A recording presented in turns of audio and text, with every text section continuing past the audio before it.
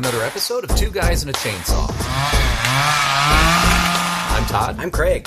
And today we picked what must be a childhood favorite of yours, right, Craig? Yeah. Troll. The nostalgia was just oozing from you as we watched this movie. Yeah. Yeah, no, we picked it for its great cinematic quality. Well, that too, right? Right? Yeah, no, this is a movie that, gosh, I don't even know how we got it. When I was a kid, we had HBO, which was like a big luxury back in those days, and my dad would always tape movies to keep for us. And this one, I assume, got taped off there. I'm sure he didn't illegally dub it or anything like that. But it was a VHS tape with this first and The Goonies right after. And this was like the double feature of my childhood. Are you serious? Oh my gosh. I can't, I still have that VHS tape somewhere. I can't believe I didn't like totally run it dry because I watched this so many times. And I love this movie. I'm not going to be mad at you. I feel Full like disclosure. Yeah, I feel like we owe it to our listeners to be honest. So, yeah, I'm going to try to stay your friend if you have negative things to say about this. But I'm just saying straight up, I love this movie. Now you have a sister, and was she as fond of this movie as you were? No. Really? She would watch it with me from time to time, but I think mostly because I would force her.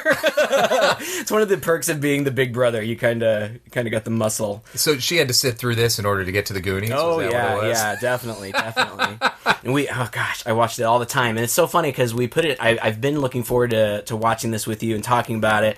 And you put it in and just, I mean, it all came back to me. I haven't seen it in so long. I mean, I've probably seen it 100 times or more, but it's been years.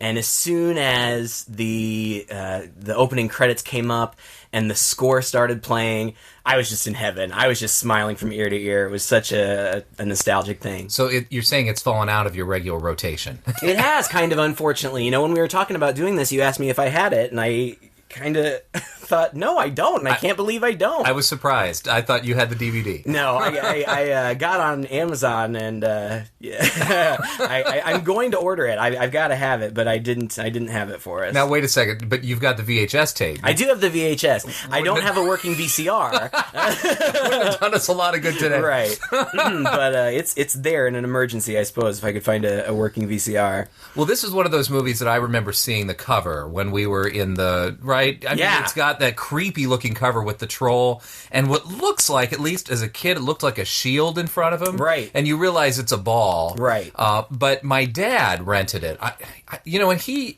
and I would rent movies and watch them occasionally. He wasn't as into horror as I was, but he tried to indulge me a little bit, and so he'd pick those ones out that sort of sounded interesting enough to him that he could sit through it, and for some reason this one must have jumped out at him. I don't know what he read on the back of the box cover or whatnot, and I remember sitting down, and I don't remember how old I was. I wasn't in high school yet, I was probably middle school, maybe late elementary, and thinking, this is the weirdest movie I have seen to date. It is kind of a weird movie, and I think that it's weird in that we don't really see movies like this anymore.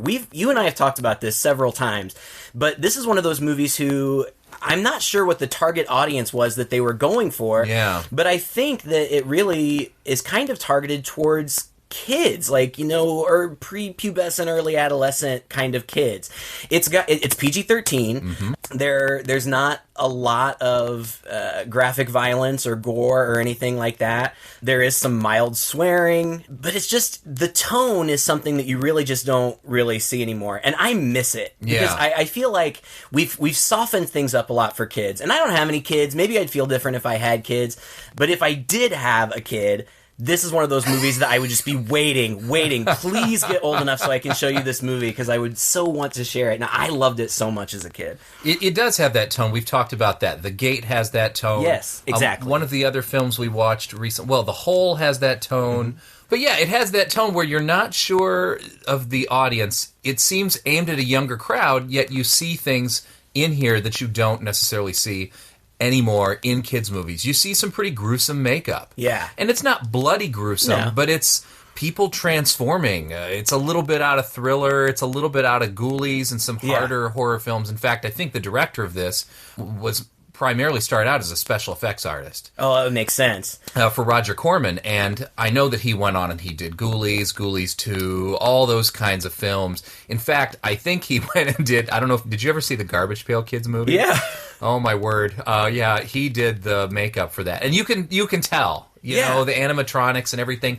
It's almost like a signature look. I wouldn't be surprised if he hadn't reused some of the puppets. He did. Did he? Oh, okay, yeah. They look very familiar. At least one of them I know. I read this online. I don't know if he directed, but there was another movie called Dungeon Master, and the main character in this movie, whose name happens to be Harry Potter. Harry Potter, yeah. Right? And he's got a poster for Dungeon Master on his wall. He's like a horror buff kid, he's probably like 14. 14, yeah, probably. Like Young high school.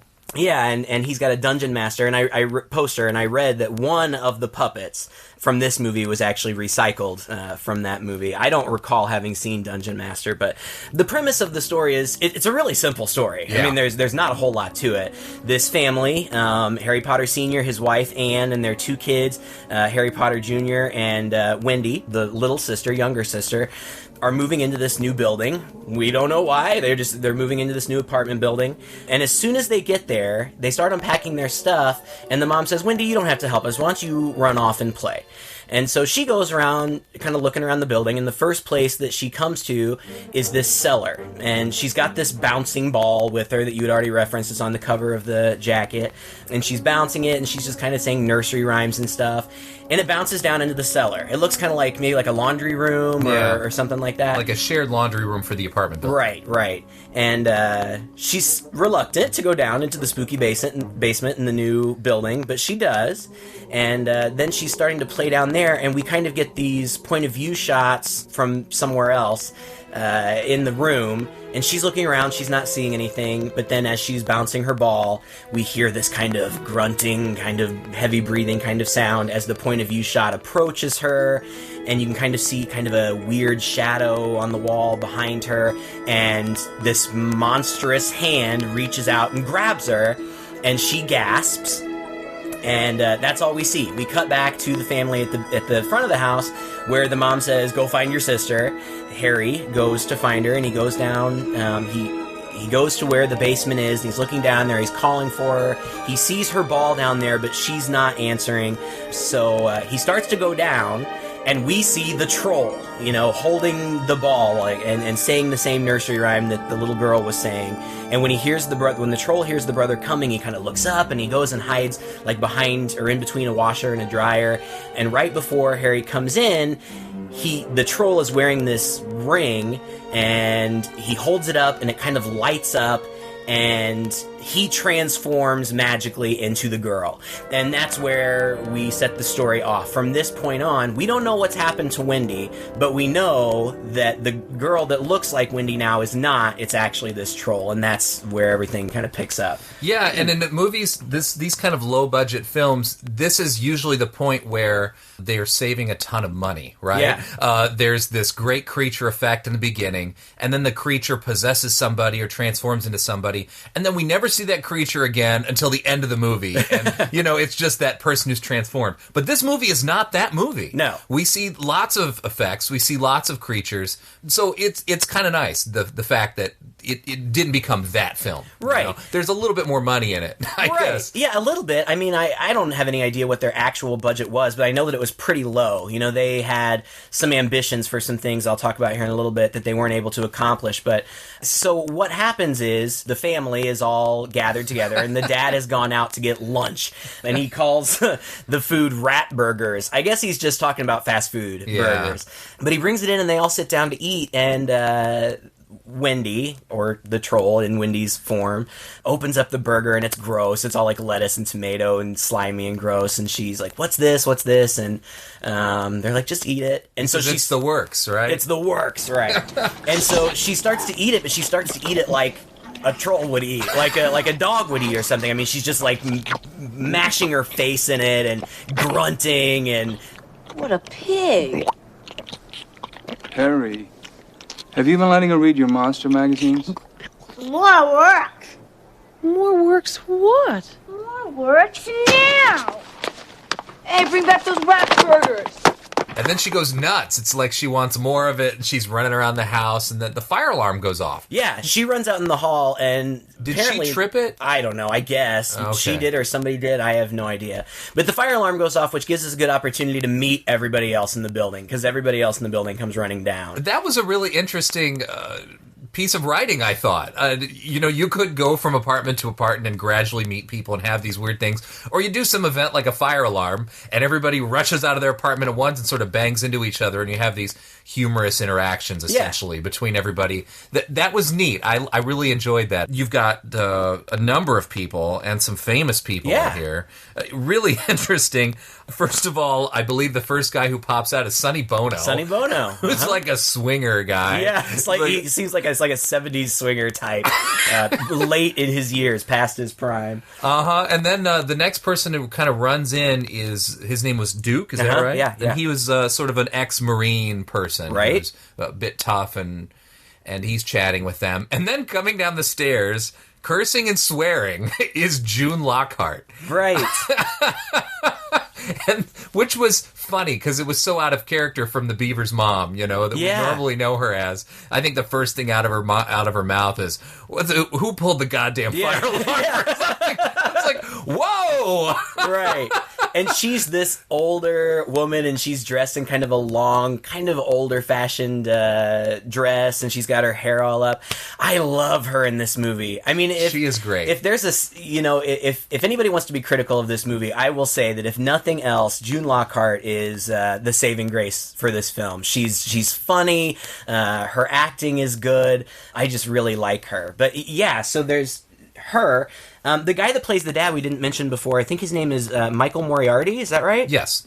And he's really pretty famous. I mean, he's continued to work. I mean, you would definitely recognize him. Did you recognize him for anything specific? Not anything specific, but yeah, he had that face that I'd seen before.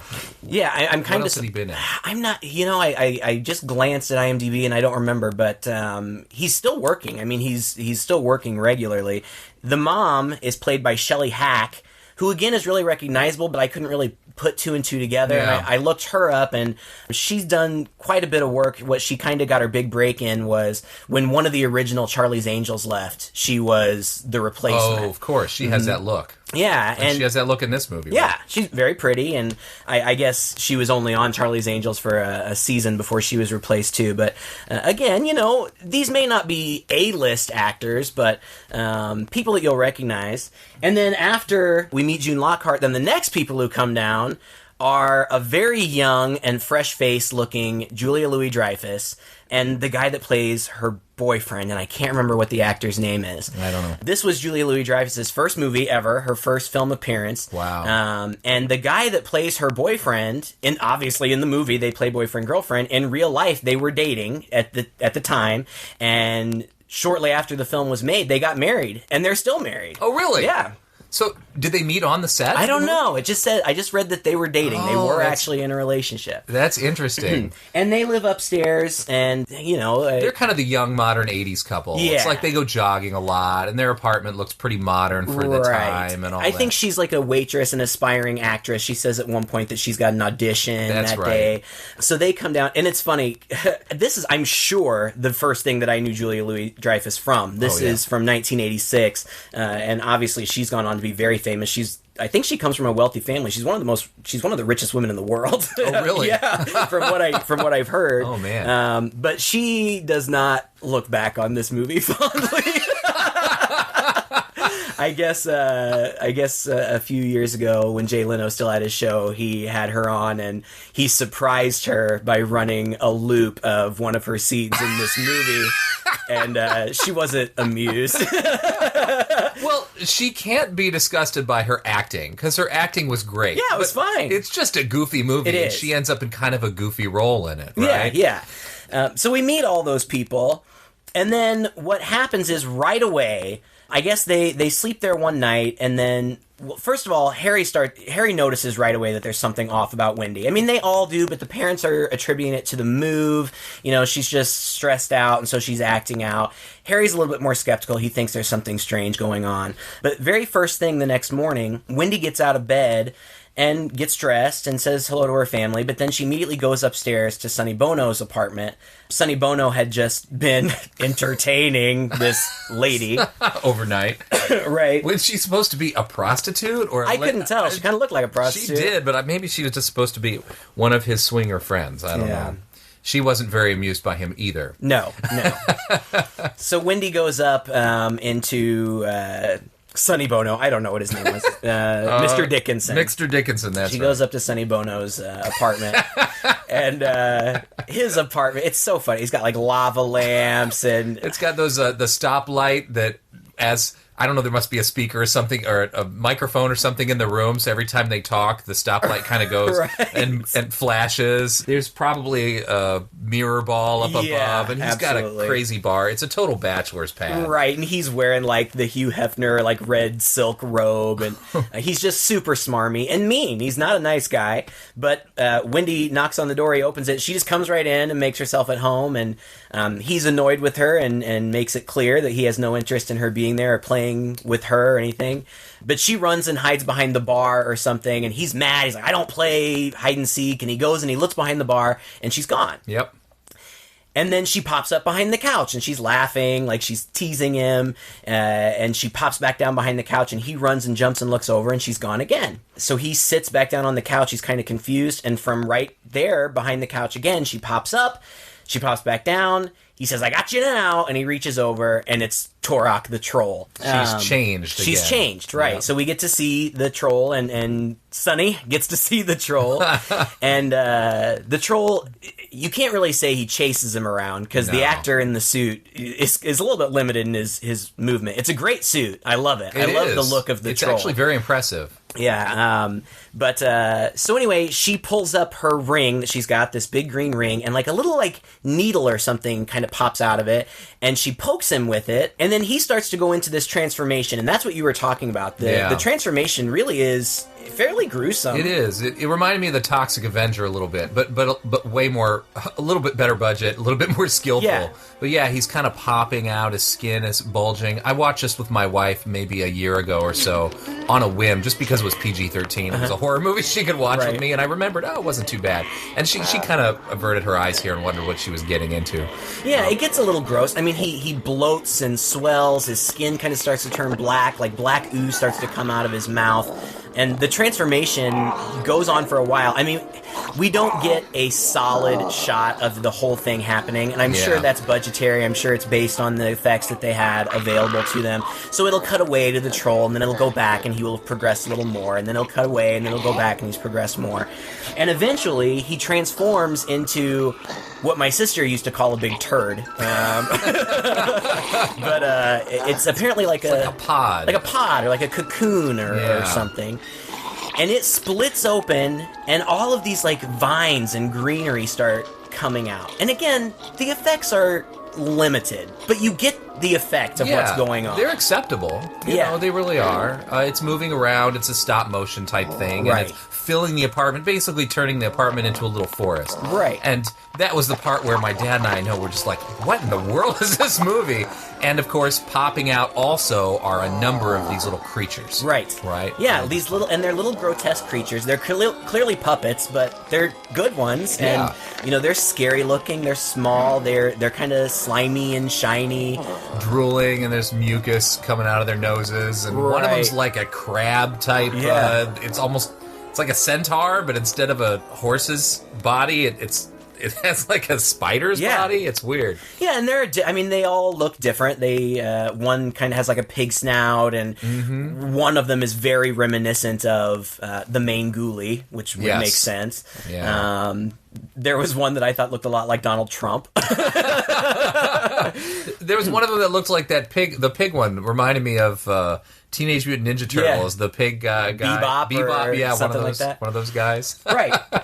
And so then Wendy goes back to her family, and pretty much that is what continues to happen. She continues to visit the other people that we've met in the building, and continues to kind of toy with them a little bit first. You know, it's pretty innocent. I mean, she just seems like a precocious young girl. Yeah. But then she reveals who she is and she transforms them. And her interaction with her brother is very interesting. And I don't know why. I guess it's because it's a safe place for her. She waits for that family's apartment to be the last to go. I guess it's because it's where she can retreat to, have her home base. But because the brother is onto her, she's essentially intimidating him throughout this process. They go to the fridge, and she turns around and basically throws him across the room with the strength that she shouldn't have. Yet when the parents call after them, what was that? Are you okay? Mm-hmm. He immediately makes up an excuse. Oh, I just tripped. I just fell. It's no problem. He doesn't go running to his parents to really alarm them about the girl, and I thought that was interesting. Yeah, it is interesting. I don't know if it's because he's uncertain of what's going on and he wants to kind of try to figure it out, if he doesn't think that they'll believe him. I don't know. It's almost like he wanted to keep a little extra watch on her. Yeah. Maybe, like you said, figure it out a little bit more before he raises the alarm bells. Like, there's something weird about her, but he's not sure what. Right. And I might be that night, or it's a later time, and I think it was a later time, when he goes up to bed and he pulls out his television from underneath his bed and is sitting there watching a sci-fi movie, horror movie. And it's a goofball sci-fi horror movie, but it's the pod people. And it seems to implant this idea in his head that maybe his sister is one of the pod people, or she's been invaded. Right. She's not who she seems she is. She's a pod person from Mars. He keeps seeing, we keep seeing these clips from this movie, and that isn't Spot, our pet, Nancy. That's something that looks like Spot, acts like Spot, even smells like Spot. But in reality, it's a Martian. You mean? Yes. Our dog is a pod person from the planet Mars. To the screen. Right. It's great. So eventually, he gets that idea in his mind. But even before that, just to try to get away from her, because she's toying with him. Yeah. She knows that he's onto her, and she's not, early on, she doesn't reveal her true form. Yes. But she doesn't hide the fact that she's different and that she can take him down if she needs to. So at one point, I think just to kind of get away from her, he goes upstairs to Eunice's house. Eunice St. Clair is her name, and that's June. What was her name? June Lockhart. Right. So he goes up to her house or her apartment. He knocks on the door, and she's. How would you describe her personality? Oh my goodness, she is older woman, a little prim and proper, except for the swearing. There's a slight sense of Pollyanna's mother in her. Yeah, you know what I mean? yeah. She dresses like that, got that Victorian air about her. Her apartment is totally decked out in a Victorian type stuff mixed with some medieval things. Yeah. It's an odd, eclectic... Like swords and spears and, really old paintings, and it's cool stuff. It's like nerdy old lady from the Middle Ages or something. She could be a D&D master if she had been 12 or 15 in this movie. But she's got this air about her, this air of confidence, this air of she's no nonsense. Oh yeah, she seems like a tough old broad who can take care of herself. He asks if he can come in because he said he feels like he's going to be sick. And she lets him in. She's kind of quipping with him back and forth. And while he's in the bathroom, she's sitting at an easel painting, and next to her, there's this large mushroom with a face that it's a puppet. It's cute. It is cute, and it's kind of moving around and making little squeaky noises like it's talking, and so we know that there's something about her too. Yeah, all of this weird supernatural stuff. Either she's involved or somehow she's connected. But when he comes out of the bathroom, she puts a lampshade on the mushroom, which I always love. Which is cute because it's like the mushroom's been through this road before. It just stiffens up. Okay, I'm ready. Right, Drop right. a lampshade on me. Well, did you pop your cookies? No. False alarm. Well, then there's no reason for you to stay around here any longer, is there? Oh, I don't want to go right now. If it's okay with you. Doesn't make any difference to me at all. I'll just pretend you're not here. Thanks. I feel safe here. You're sounding like a ninny. What the hell have you got to be afraid of? I don't know.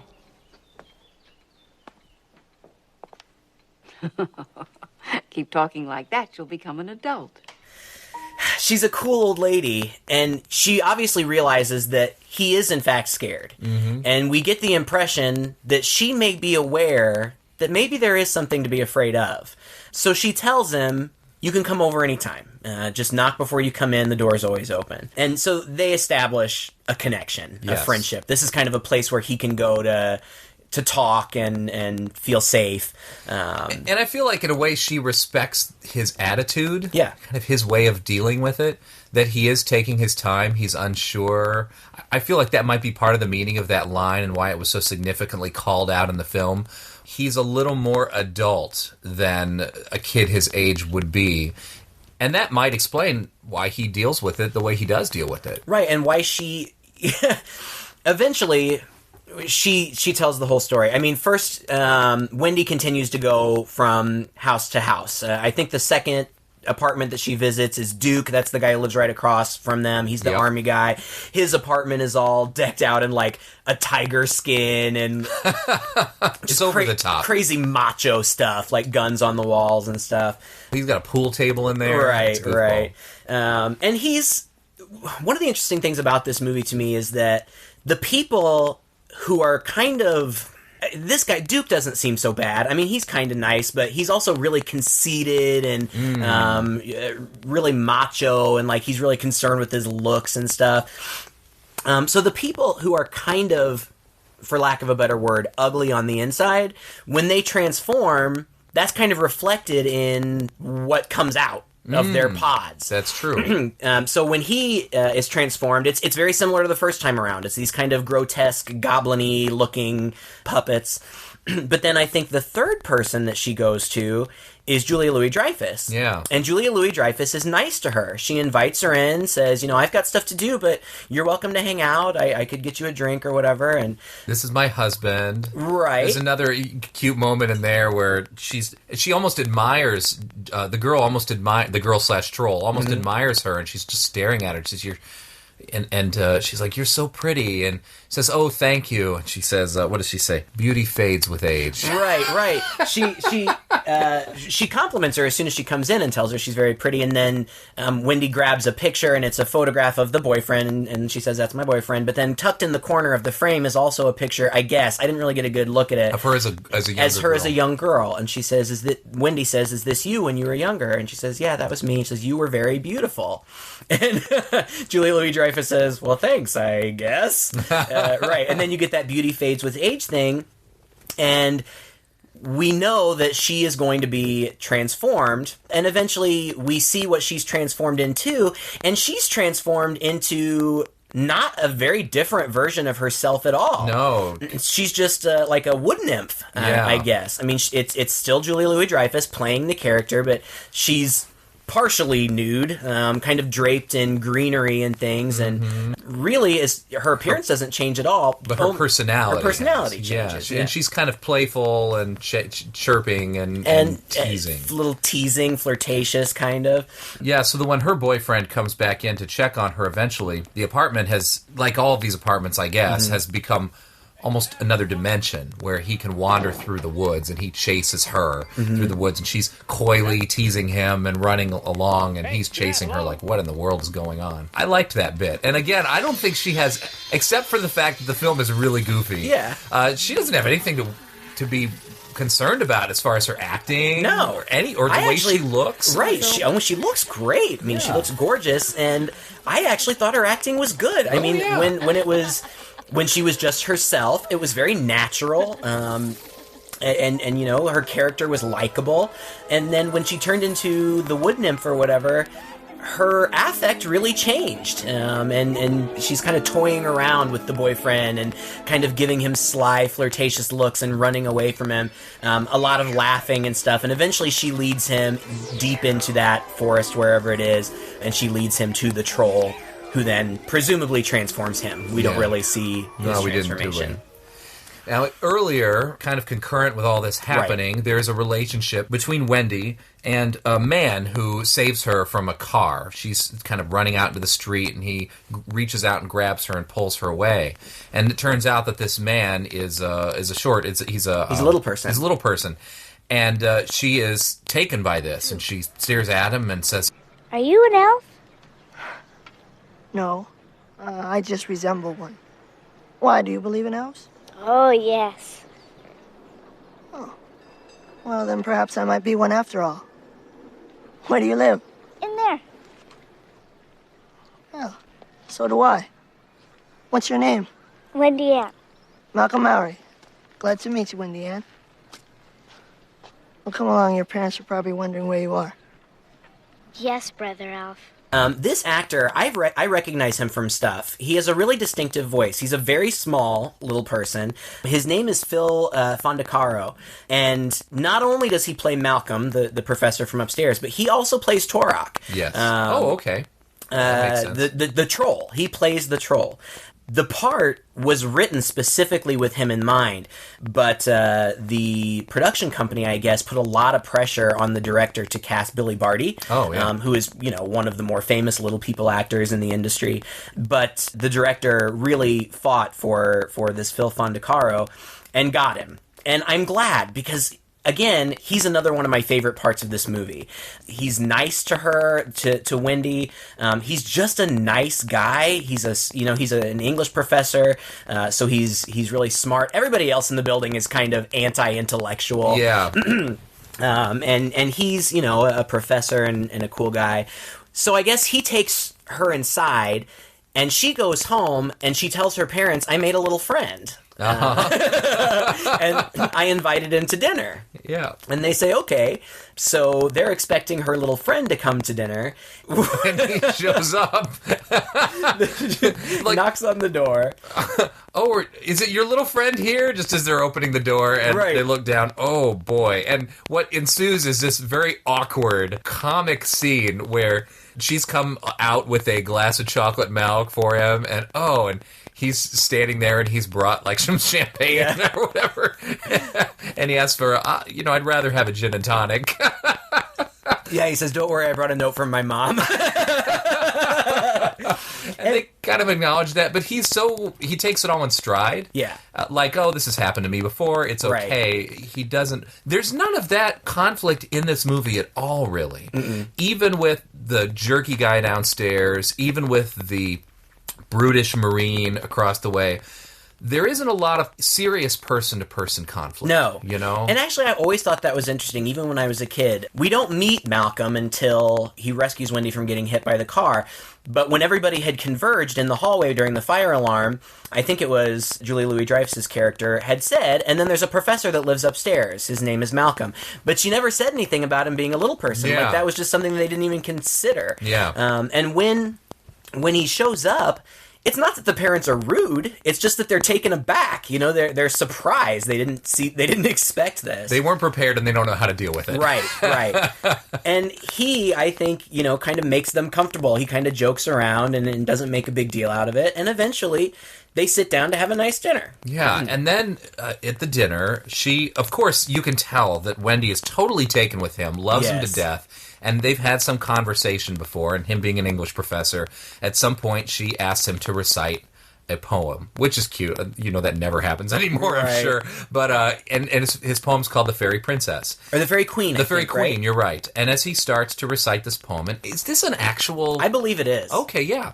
He starts to recite this poem, and we get a very interesting interlude where the poem starts getting recited, and then we're flashing to the apartment upstairs where the witch is, where Eunice is, and the apartments where the they're actually fairies, I guess, right. But they look like goblins are.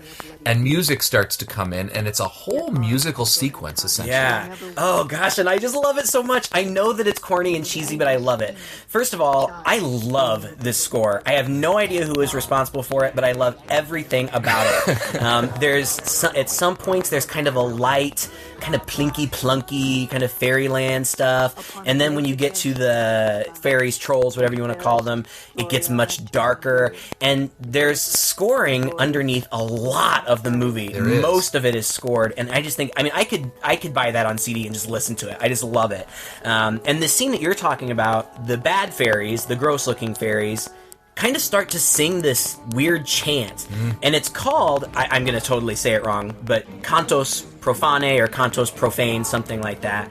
And it's just, it doesn't really have words, not intelligible words, but they're chanting or singing together, kind of, in tune, in key, even though it's their weird, weird monster voices. While Malcolm is reciting this poem, which of course is all about fairies and knights and all that kind of stuff, every time that it cuts to the bad fairies, you have that, that kind of weird, scary music. But then every time it cuts back to Wendy watching Malcolm recite this, there's this really lovely, what would you even call it? I don't know. It's just it's a melodic line that comes in. It's just really pretty. It's interesting that they pull this off so well. I thought the scene was fantastic. And again, this is another thing that doesn't really happen in films, today, where you insert a random musical number in a movie that doesn't really seem to call for it. Right. But it works really well, and it's edited really well, and it brings on this sense of urgency, this sense of impending doom. But in a same sense, it conflicts with this beauty that you're hearing and this affection between her and Malcolm. It's a complicated, I think, emotional moment. Yeah. When you're watching it. And the music does a lot to add to that. I just love it. I mean, I read that initially it was conceived as kind of like a production number. But singing and dancing with top hats. Right. Well, I don't know what that means exactly. I guess it just means that there was probably supposed to be more animation in the puppets, but they were, just didn't have the money. Right. But it's still a great scene. I love it. Wendy's parents seem to be oblivious to anything else going on besides the recitation of the poem, which they're enjoying very much. Yeah. But Eunice upstairs seems to be aware of what's going on in the rest of the building, and she goes and grabs a horn off her wall, which has all kinds of weird stuff on it. And she blows into the horn, and it seems to upset the bad fairies, and it upsets Wendy. She, chokes. She chokes on her milk or something and starts coughing, and the sound of the horn causes the bad fairies to stop. So we see that Eunice has some power, and she does know what's going on, and it's very soon after that Harry goes back to talk to her, and that's when he's been convinced that she's a pod person from the planet Mars. That Wendy is. Right. And Eunice says, not quite, but close. And that's when she gives us the exposition story. And Harry calls her right out. I mean, he says, what are you doing here? Mm-hmm. What is your role? You are not who you say you are. Right. And he basically asks if she's a witch, and she's, Yeah, she just doesn't deny it. So what of it? You're a clever kid. And he's like, oh, that's cool. He's just smiling. He knows that he's in safe hands with her, just instinctively. And she tells the story. And the story, I'm going to get it wrong, but it's basically that she had fallen in love with this guy, and he was a wizard. He was learning magic, and this guy actually turned out to be Turok, right? Right. Yeah, it's she is, we presume, hundreds upon hundreds of years old. I mean, she talks about long ago in the time before. That's right. In the time before countries and presidents and all of those things, it was just one big world. And it was fairies and humans. Right.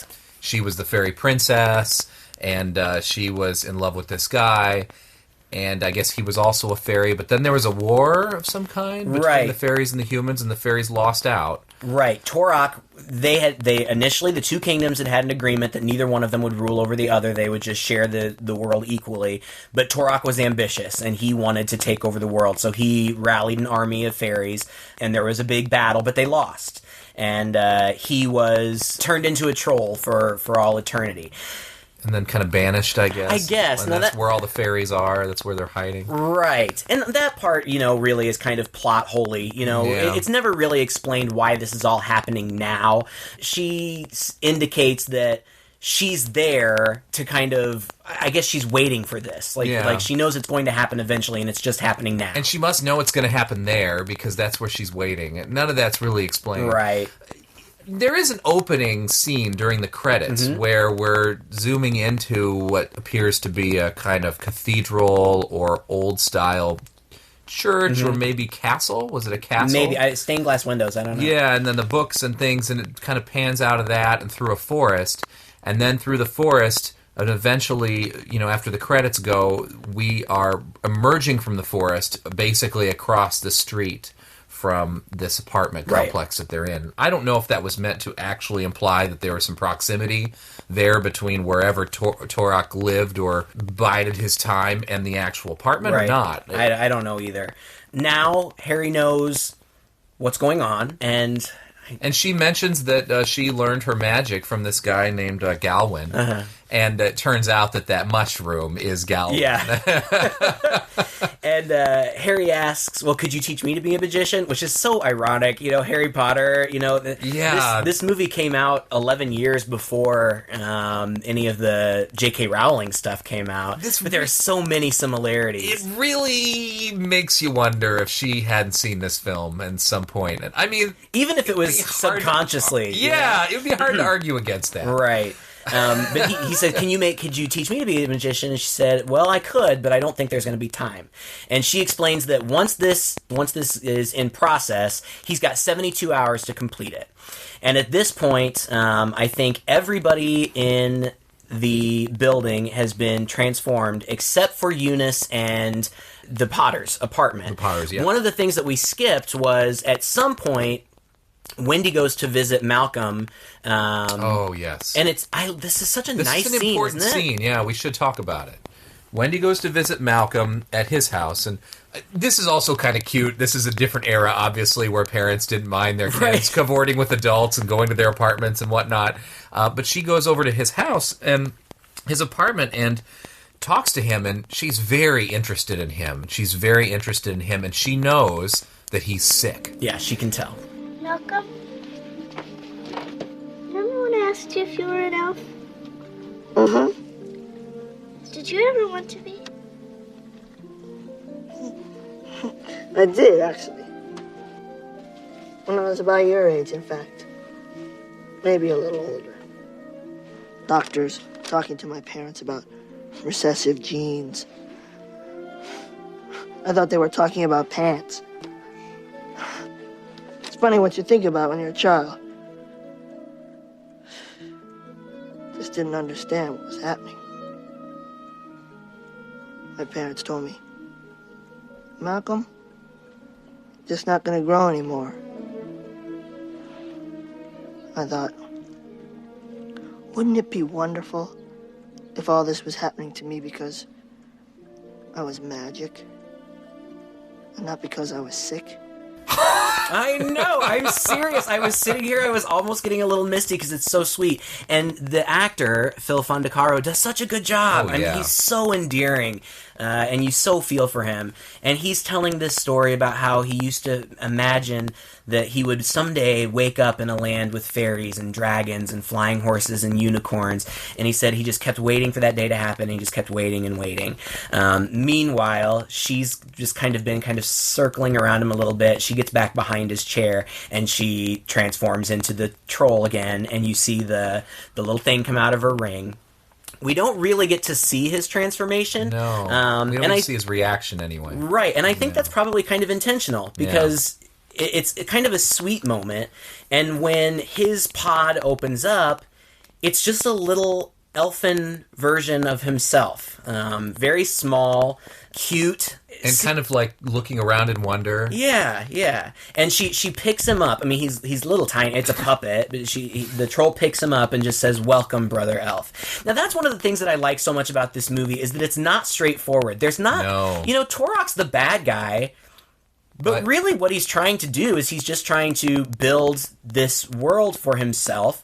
And the people who are good-hearted and good-natured aren't turned into something ugly. It's nice. It is, again, and it's something you don't see in a lot of American horror films or American films for kids, is that there's this assumption that it has to follow the Disney model, where there's an absolute bad, evil person who is going to be defeated at the end. And it's a good versus evil battle. Right. This is a lot more reminiscent of a lot of what you find, for example, in Japanese kids' films.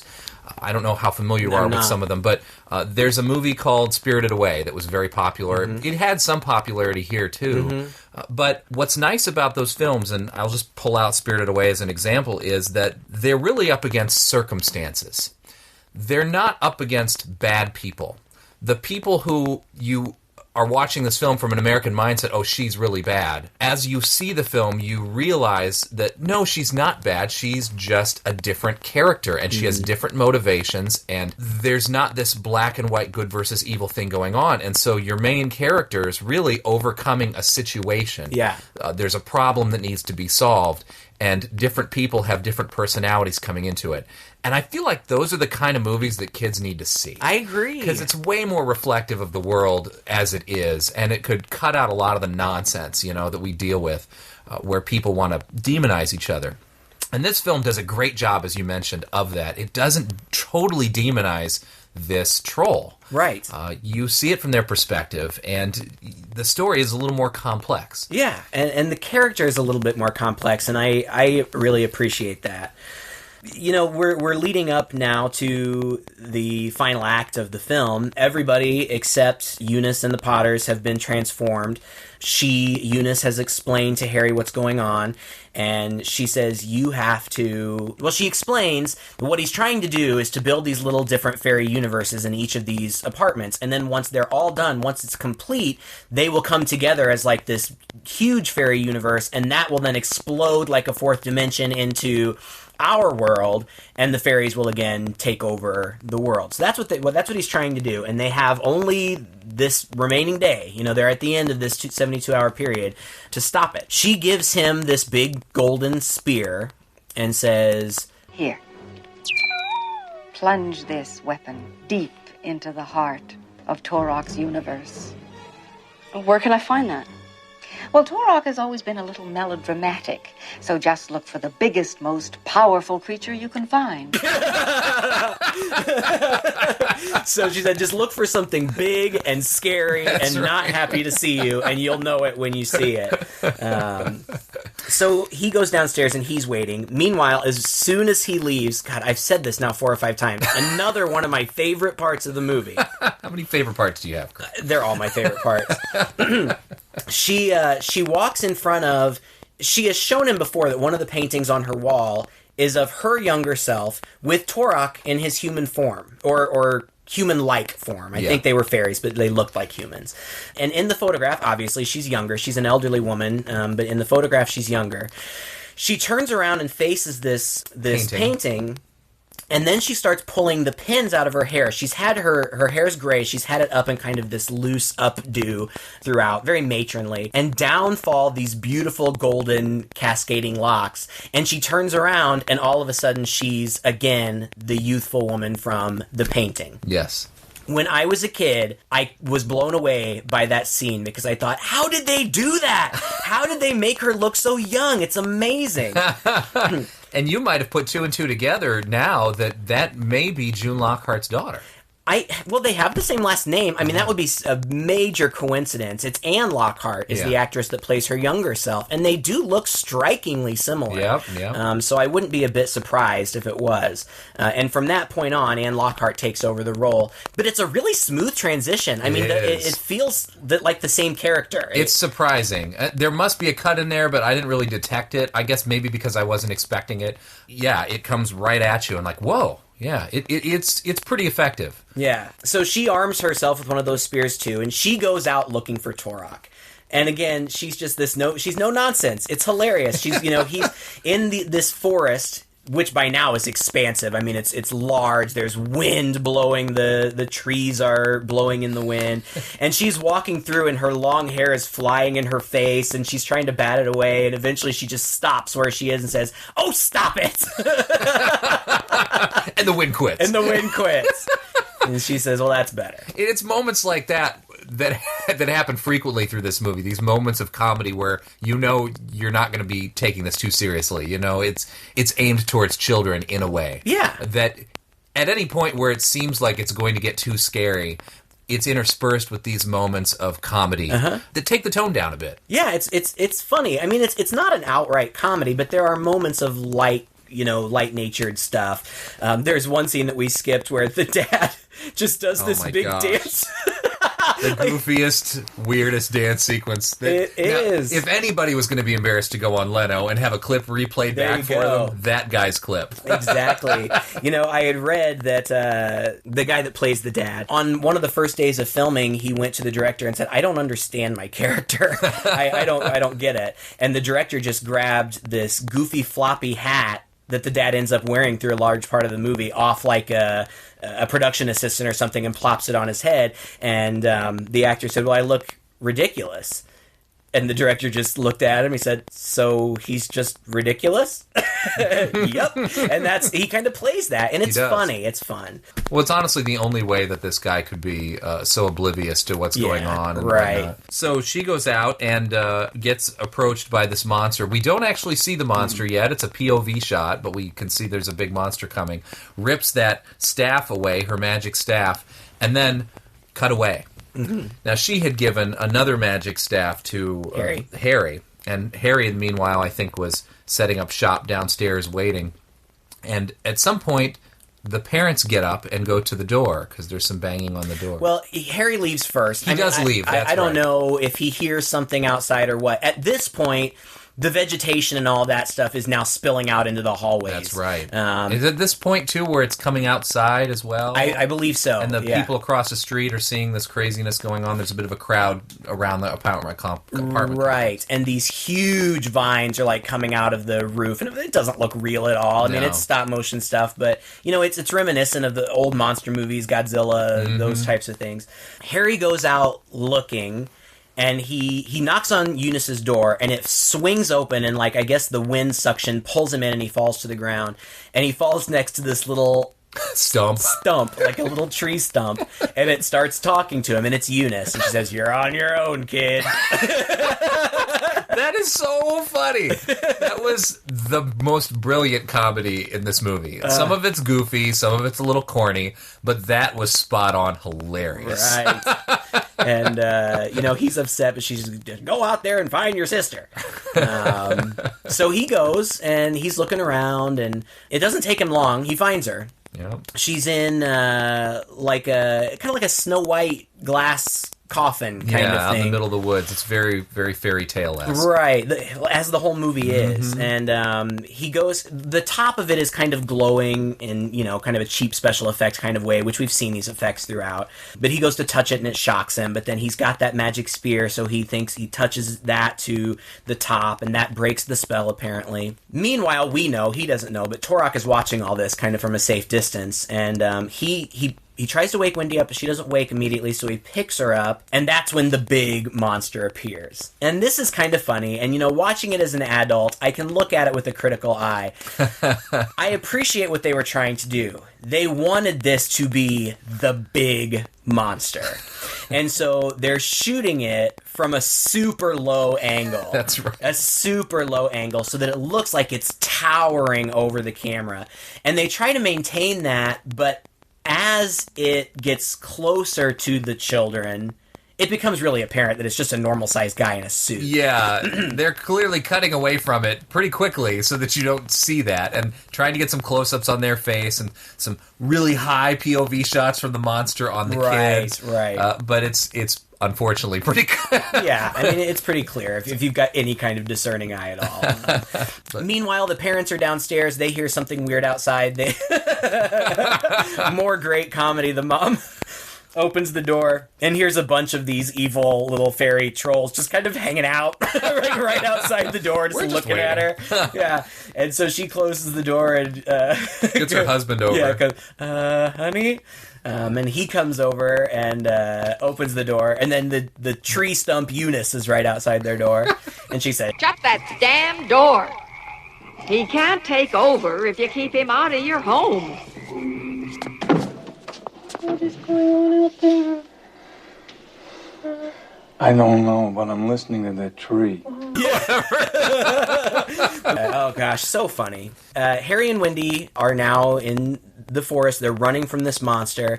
Turok is watching, and the monster is kind of like attacking both of the kids with like throwing throwing boulders and at stuff. him. Yep. And Turok starts saying, no. Because he doesn't want the girl to be harmed. He doesn't want the girl. We didn't explain this. Eunice explained, Harry had asked her, where's Wendy? Is she okay? And he said, yeah, I don't know where she is, but she's alive.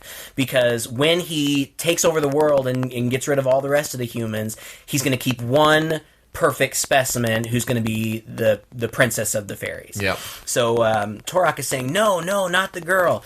But the monster is still approaching the girl. It looks like it's going to harm her, kill her, whatever. And so Turok himself, again, in one of these moments where he's not entirely villainous, he himself throws the spear and kills the monster, saves the girl, and shuts down his whole plan. Basically. Yeah, everything starts shaking. There's like these magic electrical bolts like flying through the air. Harry and Wendy run out and get out and run downstairs and get home. The whole building is shaking. Again, you said those people outside are seeing all these vines writhing around on the top of the building. When Harry and Wendy get back in the apartment, they slam the door and everything stops. And they look outside, everything seems normal. And they move. Which, gosh, don't you wish people in these types of movies were that smart all the time? That's right. We're getting out of here. The police are like, you can file that report down the road. Yeah, and that's okay. and then you get your final little clincher ending where the cops are probing through the house. What do you think that could be? I don't know. Let's go check things out. And one of them goes down back into the laundry room, opens up a door, and it's into the forest. He gets sucked out, and the door slams. And Turok's in there, and you just see him hold up his ring. His ring right in his face, yeah. And that's it. And that's the end of the movie. So what do you think? It was set up for a sequel. It's interesting that they didn't do a proper sequel to this movie. Right? Yeah, there was a movie called Troll 2, has nothing to do with this film. Nothing to do. No, they were just trying to cash in, which this movie, I can't imagine it was that popular. It did make back what it earned, probably almost double anyway. It made like $1 million or $1.5 million. I think it cost anywhere from $700,000 to $1 million. And I guess it was popular enough for somebody to try to ride on its coattails with Troll 2. But yeah, it's, again, one of those films that's going to have a fairly limited audience. Right. It's not going to be the Goonies of its day because it's honestly too low budget. And although it's cute and it had a lot of great acting and some famous actors and things in it, it just is missing that level of professionalism, I guess. Right. The story is very simple, and it moves very slowly. And, I don't know. I guess there's probably not a lot of places you can go with it after that. Right.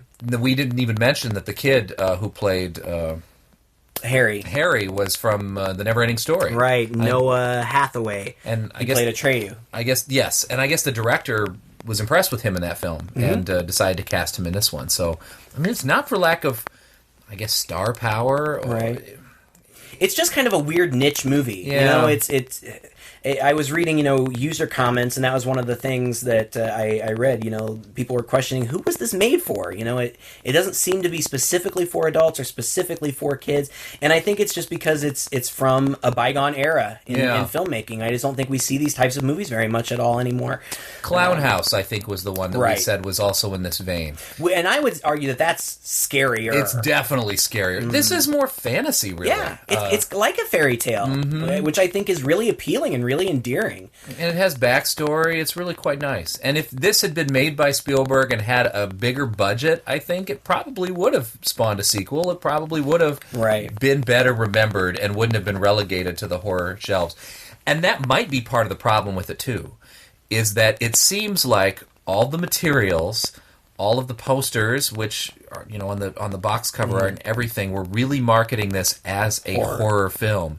And that may have been a mistake. Yeah, maybe. But The Gate was marketed the same way. Right. It's just as spooky, and it's just as sort of lost to time as this film is. Yeah, it's kind of similar in tone to something like Legend, which, is very fantastical, but has its definite scary moments.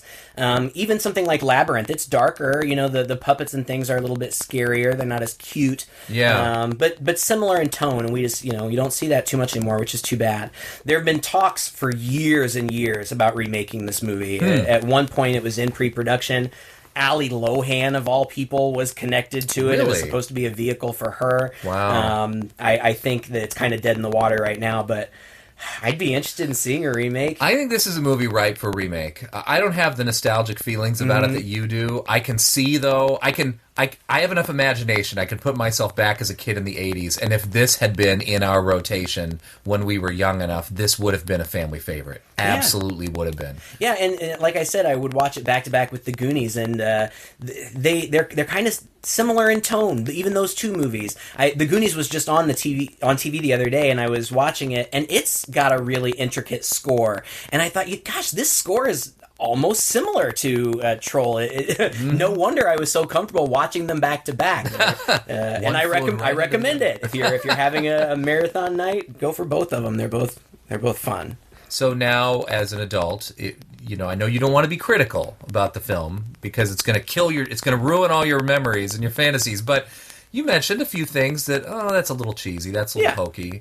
Do you still like it as much? I do. I mean, it's nostalgia. I mean, that's what it is. But I just think it's a good movie. It entertains me. It's simple. It's not, it's not going to leave you trying to work out problems in your mind or anything. That's true. It's kind of like, it's like, and I think part of the reason I liked it so much as a kid is because it is imaginative.